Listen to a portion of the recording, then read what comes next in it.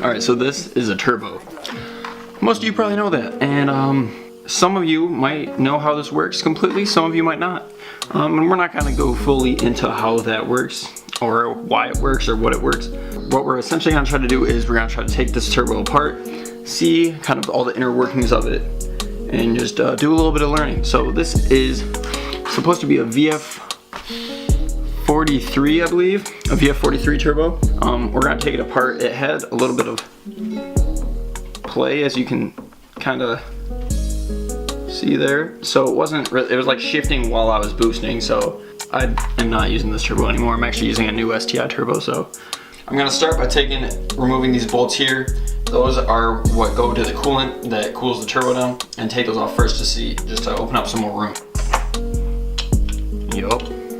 Alright, so you're going to use a 17mm on both of those. Oh yeah, simple. We got one bolt off and it's got one washer. You can see this bolt actually has little, little pass-through parts for the coolant. You got the pipe, you got another little copper O-ring. Same thing, another bolt with a hole. Not sure what these are called. Let me know down below what the holy bolts are. So same thing on that. You had two copper O-rings attached to the coolant pipe. We'll start with this little bottom dump pipe, I guess is what we're gonna call it. I think this is pretty much like a coolant return line or return pipe. So this is where the coolant enters the turbo on the sides here. This is where it returns. So I guess like a drain. We're gonna have this bolt right here on the little coolant drain pipe, and these are both 10s. There's two of them, one on each side. So we're gonna remove those and then remove the gasket that's underneath it. Okay, so this should just pop right off.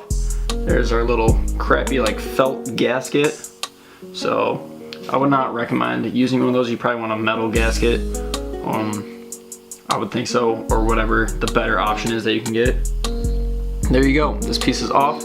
This little, I guess we could call it like a C-clamp back here, I would think is keeping both the hot side and the cold side of the turbo together. So we'll just loosen this up and see what this does by taking this off. Nice. Alright, so that opens us up right to the middle here. I'm not sure what that does though. So let's just take this off. That's just our clamp that was holding together the midsection of the turbo here. That was another 10mm, same little ratchet that we were using. What's next? I'm gonna start by taking this bracket off for the wastegate. And these are gonna be an 8mm, or it does have slots for a Phillips head if you want to use that as well. Alright, so we were just taking off these 3 bolts here. So remove all 3 of those, and that should detach at least this bracket from the wastegate.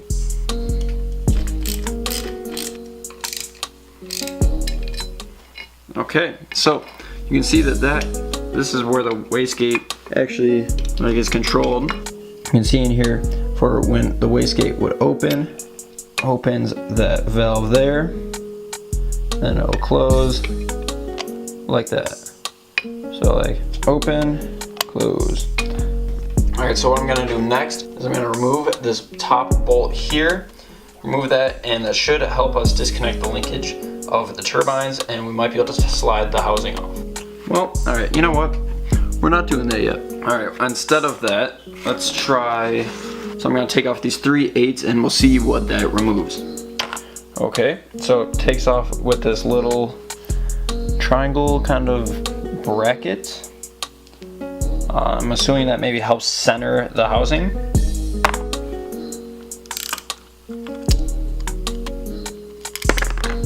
Dope. So that's all 3 of those. Alright, we're gonna take a quick break as I figure out how to do the next step. Alright, so I figured out how to loosen the bolt on the front. So I got my 10mm on my 1/4 inch ratchet. I got that holding on here. We have to turn it to the tighten setting. And then I got another ratchet on the back with a 14mm 12 point to hold the rear bolt, I guess, still, so that you can loosen this nut. And now, I went the wrong way, but yeah, now you can just turn the back side and you can take the nut off the front. And let's see what happens. There we go, see? Got that off. Now, I don't know what that does for us, but you can figure out how to do something. I don't know if this is like a common thing, but you can see there's like a pretty gnarly crack right there going right to where the wastegate opens up. Let me know if that's a common thing there, but I thought that was kind of concerning. I'm kind of really glad I'm not using this turbo anymore, because I feel like that could have become a problem later on. Yeah, so all this really required was I just did a little bit of pulling. I thought there was someone else holding this on. No, there wasn't. I just had to give it a good pull, and we got the front housing off. That's pretty sweet. I guess, I don't know, I guess we disconnected it from the back housing. Technically, I guess we got the back housing off. Yeah, so here's this whole contraption. I'm gonna dive a little bit deeper into the front side, or the cold side of the turbo, try to figure out how we can actually take the turbine off.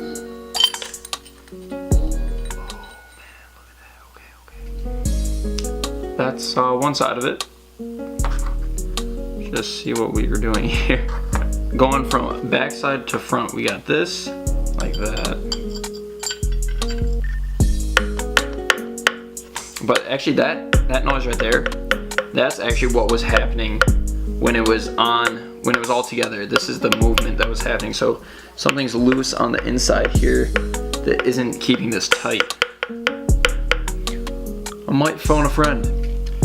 That friend would be Calvin, because Calvin has done this before. So I'm gonna give Calvin a call, see what he says. If he has some advice, we're gonna continue. If not, I guess we'll put her back together maybe, because we've gotten pretty far.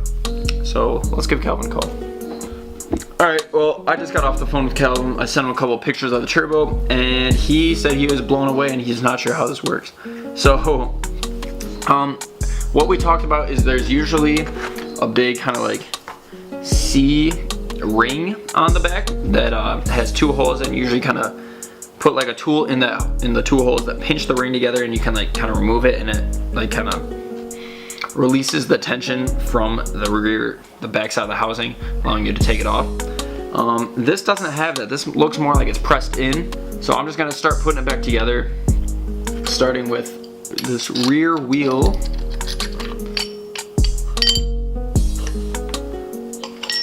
And this was a reverse threaded nut, so you have to turn it like you're loosening it to tighten it.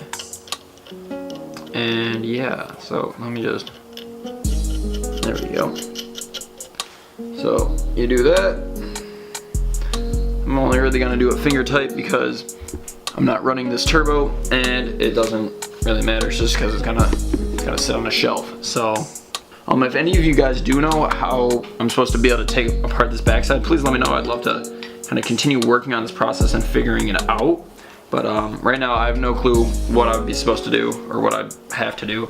Now we're gonna try to place the exhaust side back on. There's a little kind of pin sticking out here, and you can line that up for on the compressor housing.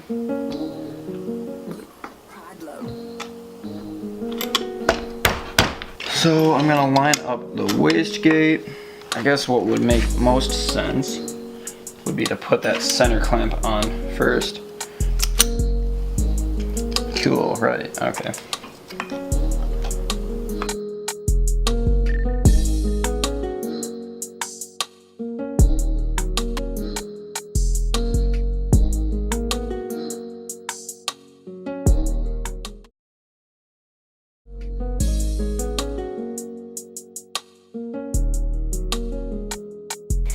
Alright guys, well that's gonna wrap it up for today's video. I pretty much got everything put back together except for that center clamp. I couldn't get these close enough to actually get the clamp to lock back on again, but that's not too much of a worry for me. So I hope you guys enjoyed seeing me struggle at figuring out how to take this turbo apart, but I think we all kind of learned something here. If you guys want to see more videos like this, make sure to let us know down below. I do have another turbo, which is my stock one, which we can take apart. It'll be pretty much the same type of process, but we can figure out, I guess, the differences between a turbo that's a little bit bigger. This was supposed to be an STI turbo versus the stock WX turbo, so we can do that as well. Thank you guys so much for watching, and we'll catch you next time. Peace out and stay wicked.